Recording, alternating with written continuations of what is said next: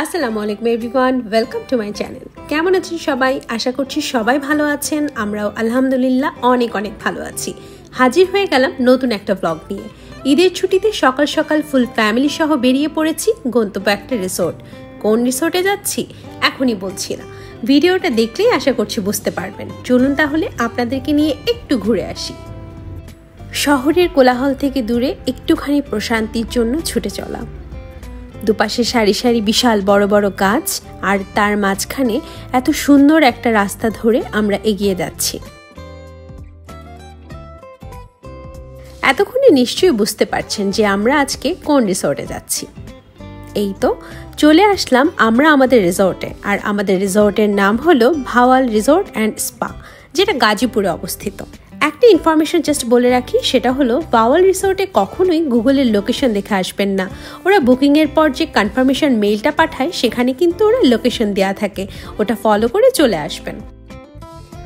ভাওয়াল রিসোর্টটা যেহেতু eco friendly, so এখানে পুকুরে মাছ, এক ঝাঁক রাজহাঁস, বিভিন্ন প্রজাতির পাখি এবং চারপাশে সবুজের সমারোহ দেখতে পাবেন। রিসোর্টটা মূলত অনেক সুন্দর। সো রিসোর্টে আসার পর আমরা সোজা লবিতে চলে গেলাম, আর লবিতে যাওয়ার পর আমাদেরকে ওয়েলকাম ড্রিঙ্ক হিসেবে ওয়াটারমেলন জুস দিয়েছিল।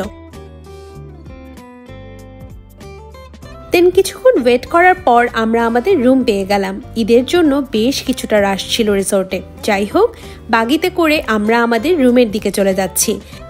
আমরা যেহেতু 4 জন ছিলাম, সো আমরা সেপারেটলি ওদের 1 বেডরুম ভিলাটা প্রি বুকিং দিয়েছিলাম, আর এটার কস্ট ছিল পার নাইট 13,800 টাকা। যে কোনো রিসোর্টে যাওয়ার পর বাগিতে করে রুম পর্যন্ত যাওয়ার আগের ব্যাপারটা কিন্তু বেশ ইন্টারেস্টিং, কারণ তখন কিন্তু একটু এক্সাইটমেন্ট কাজ করে রুমটা কেমন হবে এটা চিন্তা করে। সো এই তো চলে আসলাম আমরা আমাদের রুমের সামনে। চলুন তাহলে একটা শর্ট রুম ট্যুর দেওয়া যাক। সো রুমে ঢুকতেই ডান পাশে একটা বিশাল কিং সাইজের বেড ছিল, আর বাম পাশে ছিল একটা টিভি। মূলত এটাই আমাদের রুমের লুক। দেন তার পাশে ছিল একটা স্টাডি টেবিল, একটা আলমারি, আর রুমটার ব্যাক সাইডে একটা ব্যালকনিও ছিল, যেখান থেকে মোটামুটি সুন্দর একটা ভিউ দেখা যায়।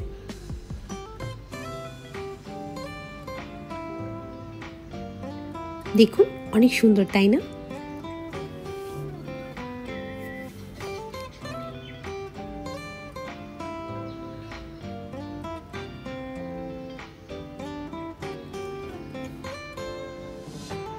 অপোজিটে যে ভিলাটা দেখতে পাচ্ছেন এটাও কিন্তু আমাদের। এটাতে আমার আম্মু এবং আমার বোন স্টে করবে। ব্যালকনিতে একটা রিল্যাক্স চেয়ারও ছিল, চাইলে কিন্তু বসে আপনি রিল্যাক্সও করতে পারবেন। পরিবেশটা একদম নিরিবিলি।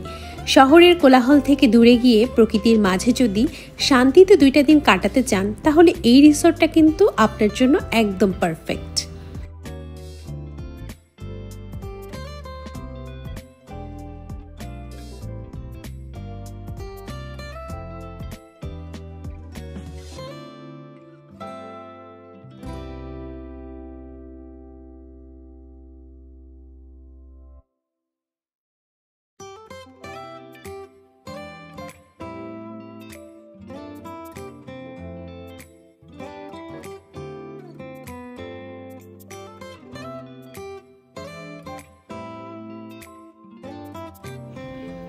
আর এটা হলো আমাদের রুমের সাথে যে ওয়াশরুমটা ছিল সেটা।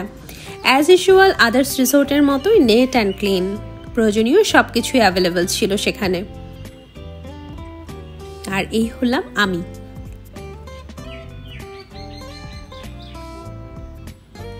শাওয়ার নেওয়ার প্লেসটা একটু ভিন্ন টাচ আনার চেষ্টা করেছে, as this resort is eco friendly, সুন্দর। এক কথায় যদি বলতে হয়, রুমটা কিন্তু আমার কাছে বেশ ভালো লেগেছে। আর এটা হলো আমাদের সেই আরেকটা ভিলা, সেম ক্যাটাগরির রুম।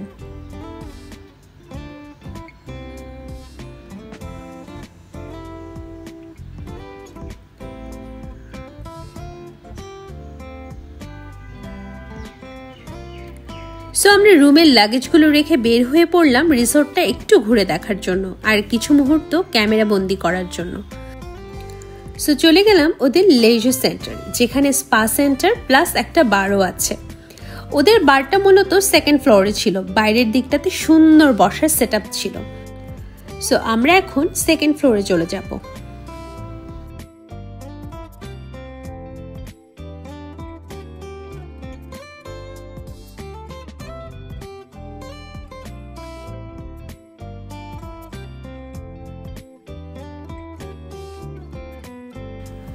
যেহেতু ওদের সুন্দর একটা বসার সেটআপ ছিল, সো আমার কাছে মনে হচ্ছিল বিকেলের দিকটাতে এখানে এসে যদি এক কাপ গরম কফি আর তার সাথে সুন্দর ভিউ, কনসেপ্টটা কিন্তু দারুণ, তাই না? কি বলেন? অনেক সুন্দর, মাশাআল্লাহ। বরাবরের মতোই আমি হলাম প্রকৃতি প্রেমিক, সো প্রকৃতি আমার কাছে অনেক ভালো লাগে।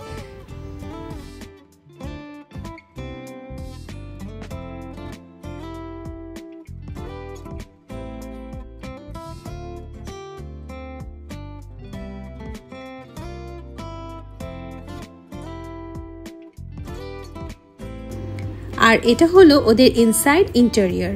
গেমিং জোন ছিল। গ্রুপ ট্যুরে যদি আসেন তাহলে কিন্তু এটা আপনাদের চিল করার জন্য একেবারে বেস্ট একটা স্পট হতে পারে। অনেক সুন্দর ছিল, আমার কাছে তো বেশ ভালো লেগেছে। আমরা ওখান থেকে দুটো ড্রিঙ্কস নিয়েছিলাম। এদের এখানে কিন্তু স্পেসিফিক ব্র্যান্ডেড ড্রিঙ্কসগুলোই পাবেন। সো দেন সেখানে কিছুক্ষণ টাইম স্পেন্ড করে চলে গেলাম একটু সামনের দিকটাতে। খুব সুন্দর বসার অ্যারেঞ্জমেন্ট ছিল। সো এখানে কিছুক্ষণ বসে আমি কিছু পিকচার্স নিলাম। দেন আবার চলে গেলাম একটু সামনের দিকটাতে। এই তো যাচ্ছি আমরা। আসলে পুরো রিসোর্টটা এতটাই সুন্দর ছিল আর এতটাই পিকচার ফ্রেন্ডলি ছিল যে প্রত্যেকটা কর্নারই মনে হচ্ছিল যে ক্যামেরা বন্দি করে রাখি।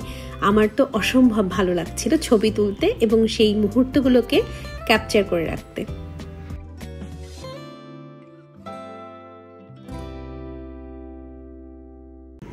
সো পুরো রিসোর্টটাতেই কিন্তু এরকম বসার জায়গা আপনারা পেয়ে যাবেন, যেখানে আপনি সুন্দর করে বসে এরকম ছবি তুলে নিতে পারবেন। আমি এখন যেখানটাতে আছি এটা মূলত একটা গ্রাউন্ডের মতো, যেখানে আপনি বাচ্চাদের কিছু খেলার জায়গা পেয়ে যাবেন। এরকম কিন্তু আরও অনেক স্পট আছে। সো আপনি যদি সেই স্পটগুলো বেড়াতে চান তাহলে আপনাকে আরও কিছুটা সামনে যেতে হবে। বাচ্চাদের জন্য খুব বেশি অ্যাক্টিভিটিসের অপশন না থাকলেও দুই একটা যে অপশন আছে সেটা আমিও একটু ট্রাই করে দেখলাম।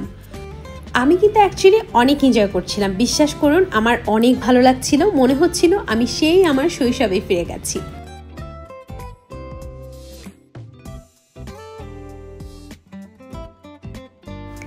আমার দেখা দেখে দেখুন আমার বোনও একটু ট্রাই করে দেখছে। আসলে এটা কিন্তু অনেক মজা লাগছিল আমাদের। ভাওয়ালের বেস্ট পার্ট এই ডিজাইনের সুইংগুলো। আমার পার্সোনালি অনেক ভালো লেগেছে এটা।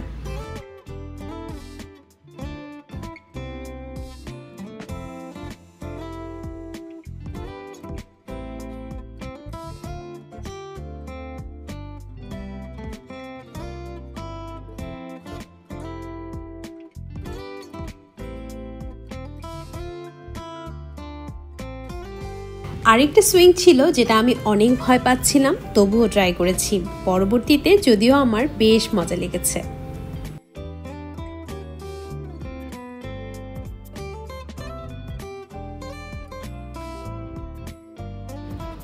মনে হচ্ছিল এই সময়গুলো যেন শেষ না হয়।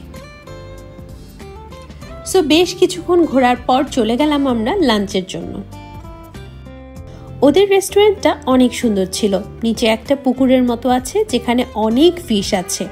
ডিফারেন্ট কালার হওয়ার কারণে দূর থেকে দেখতে অনেক সুন্দর লাগে।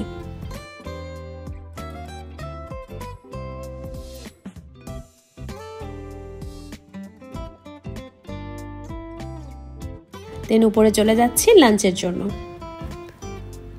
ভাওয়াল রিসোর্টের রেস্টুরেন্টের লাঞ্চে দুটো অপশন ছিল। আপনারা চাইলে বাফে ট্রাই করতে পারবেন অথবা যে যার পছন্দ মতো অর্ডার করে ফুড খেতে পারবেন। সো আমরা বাফেটাকে চুজ করেছিলাম। আমাদের কস্ট পড়েছে পার পারসন 1800 টাকা। চলে আসলাম লাঞ্চের জন্য, কিন্তু লাঞ্চ আইটেমগুলো দেখার পর আমার একটু মন খারাপ হয়েছে। কেন হয়েছে সেটা বলছি। সো আইটেমের মধ্যে ছিল 3 ধরনের ভর্তা, ছিল সাদা ভাত, pulao, chicken roast, fish fry, chicken ঝাল ফ্রাই, বিফ ভুনা, বেগুন ভাজা, একটা শাক ভাজি আর ডাল কারি। আর ডেজার্টেও ছিল অনলি 3টা আইটেম। এবার আসা যাক আমার ডিসঅ্যাপয়েন্টমেন্ট কেন। আসলে পার পারসন যখন 1800 টাকা আর এই কয়েকটা আইটেম, সো আমার কাছে মনে হয়েছে যেহেতু পার পারসন এত টাকা নিয়েছে, আইটেম আরও কয়েকটা বেশি থাকা উচিত ছিল। আমি অল্প করে আসলে সবগুলো আইটেমই নেওয়ার চেষ্টা করছিলাম।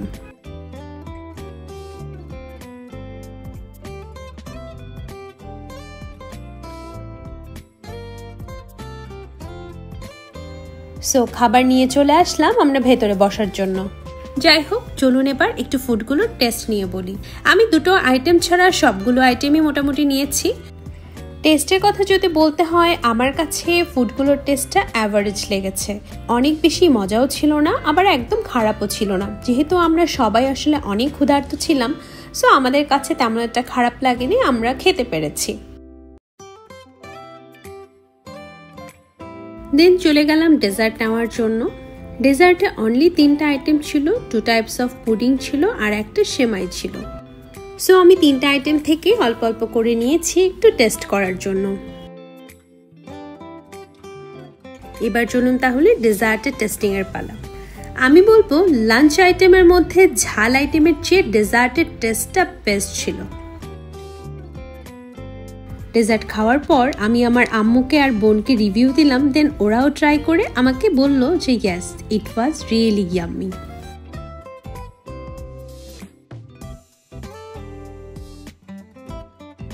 আমি আম্মুকে জিজ্ঞাসা করছিলাম যে এই রিসোর্টে আসার পর তোমার অনুভূতি কি বলো। আর এদিকে আমার বোন চলে এসেছে ডেজার্ট ট্রাই করতে।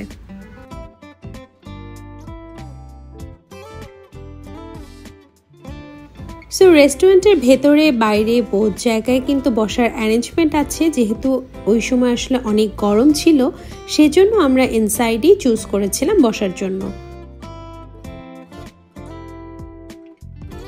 অল ওভার রেস্টুরেন্টের এনভায়রনমেন্টটা অনেক সুন্দর ছিল, আমার কাছে খুব ভালো লেগেছে। রেস্টুরেন্টের ভিউটা আসলে সকালবেলায় যখন আপনি ব্রেকফাস্ট করতে করতে এনজয় করবেন, তখন আপনার কাছে অনেক ভালো লাগবে।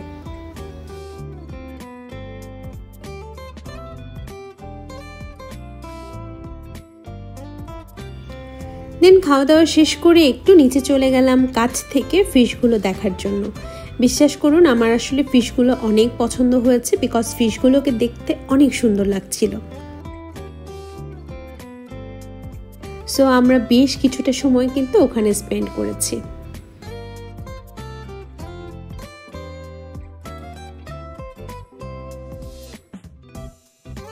ওখানে গিয়ে বসার পর ফিশগুলো দেখুন ঠিক কাছে চলে এসেছে। মনে হচ্ছে ওরা বুঝতে পেরেছে যে কেউ একজন এখানে এসে বসেছে।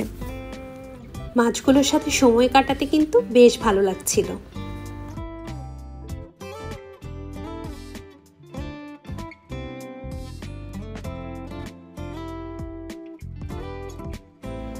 দেন সোজা রুমে চলে গেলাম। প্ল্যান ছিল একটু রেস্ট নিয়ে দেন সুইমিং পুলে চলে যাব।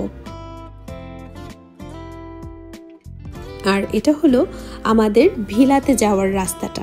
অনেক সুন্দর, তাই না? ব্রিজ থেকে নেমেই সোজা ফার্স্টে যে 2টো ভিলা ছিল, এই দুটোই আমাদের ছিল। মূলত আমাদের ভিলাটা কিন্তু একদম প্রপার জায়গায় ছিল, যেখান থেকে আসলে রেস্টুরেন্ট লবি দুটোই খুব কাছে। এই তো এবার আমরা চলে এসেছি পুল এরিয়াতে।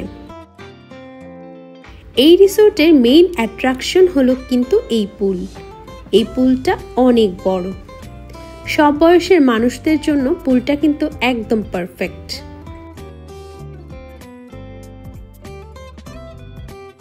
সো আমরা 2 বোন কিন্তু ঘন্টাখানেক এই পুলেই কাটালাম। আমার মতো যারা পিকচার নিতে পছন্দ করেন তাদের জন্য কিন্তু বলবো এই পুলটা একদম বেস্ট একটা সিলেকশন হবে, বিকজ এই পুলের যে ছবিগুলো আমি তুলেছিলাম, বিশ্বাস করুন অনেক সুন্দর এসেছে। আপনারাও কিন্তু চাইলে ট্রাই করে দেখতে পারেন। ওদের জাকুজিরও অপশন আছে, আপনারা চাইলে কিন্তু সেটাও ট্রাই করতে পারবেন। এটা একটু ফ্রন্টের দিকে ছিল। আমরা 2 বোন আসলে অনেক এনজয় করছিলাম। আমাদের কিন্তু একদম পুল থেকে উঠে আসতে ইচ্ছা করছিল না।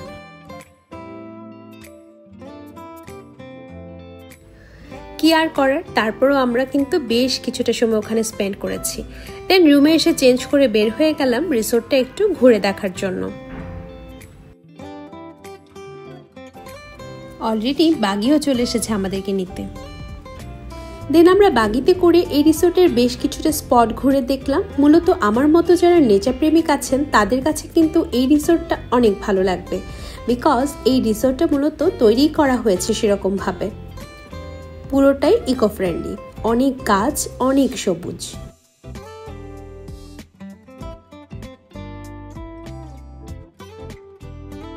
দেন বাগি থেকে নেমে আবারও আমাদের রিসোর্টের সামনে যে গ্রাউন্ডের মতো আছে সেখানে চলে আসলাম কিছু পিকচার্স নেওয়ার জন্য, আর কিছু ভিডিও ক্লিপও নিয়ে নিচ্ছি। দেখুন কত সুন্দর, তাই না? তারপর চলে আসলাম রিসোর্টের এন্ট্রান্সের দিকটায়। এই দিকটা অনেক সুন্দর ছিল, অনেক ধরনের ফুলের গাছ ছিল। একটা পাশে ওরা ছোট একটা চিড়িয়াখানার মতো তৈরি করেছে, যেখানে আপনি বিভিন্ন ধরনের পাখি দেখতে পারবেন।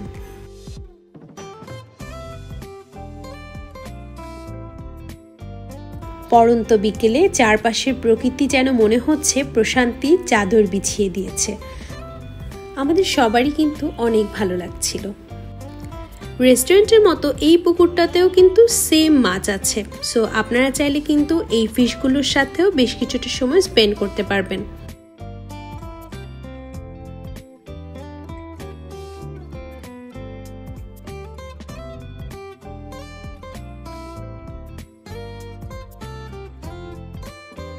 দেন আমি ওদের লবি এরিয়ার সামনে যে বাগান বিলাস গাছগুলো ছিল সেগুলোর সাথেও একটু ছবি তুলে নিচ্ছিলাম। বাগান বিলাসগুলোর কি সুন্দর লাগছে। দেন চলে আসলাম রিসোর্টে একটা ঝুলন্ত ব্রিজ আছে, সেখানে দাঁড়িয়ে কিছু ছবি নিয়ে নিচ্ছিলাম। বিকেল বেলার আলোটা আসলে এতটাই ভালো লাগছিল, পিকচার্সগুলোও কিন্তু অনেক সুন্দর আসছিল।